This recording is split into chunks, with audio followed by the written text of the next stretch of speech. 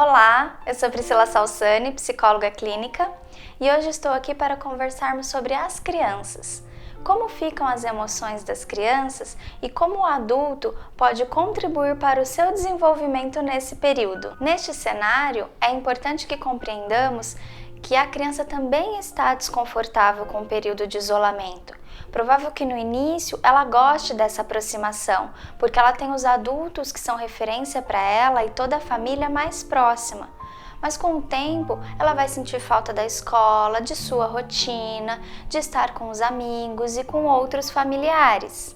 Nós não podemos nos esquecer que a responsabilidade de conduzir esse momento é sempre do adulto.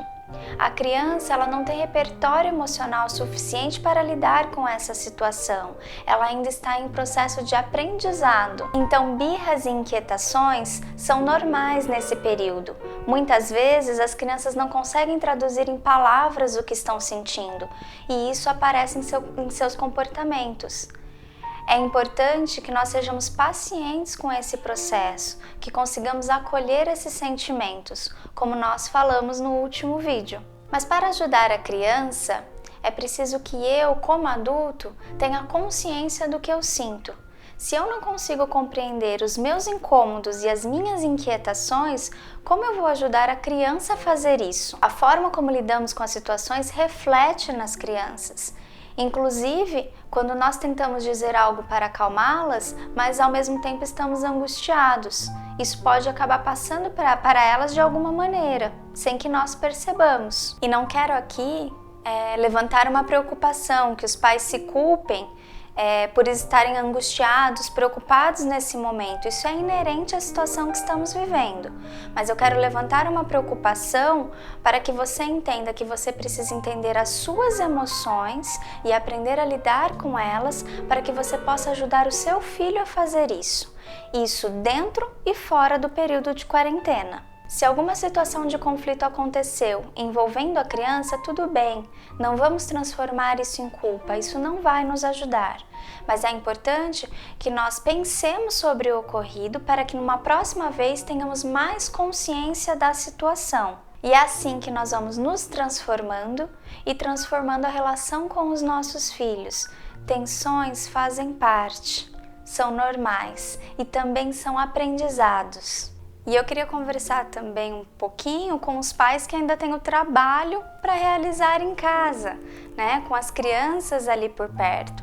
É importante que nós organizemos a melhor forma disso acontecer. Nós falamos lá no primeiro vídeo, né? A família encontrar uma maneira de se organizar. Mas nós precisamos estar abertos e atentos que a criança pode ter alguma necessidade em um momento um pouquinho inoportuno. Além disso, queria falar um pouquinho das atividades de casa, que nós podemos incluir as crianças nessas atividades. Dá mais trabalho? Com certeza, mas também nós podemos pensar no que nós estamos ajudando para que os nossos filhos desenvolvam, quais habilidades eles podem desenvolver quando nós incluímos eles nesses afazeres. Quanto às demais atividades, como as atividades escolares, é importante lembrarmos que é a responsabilidade do adulto promovê-las e conduzi-las.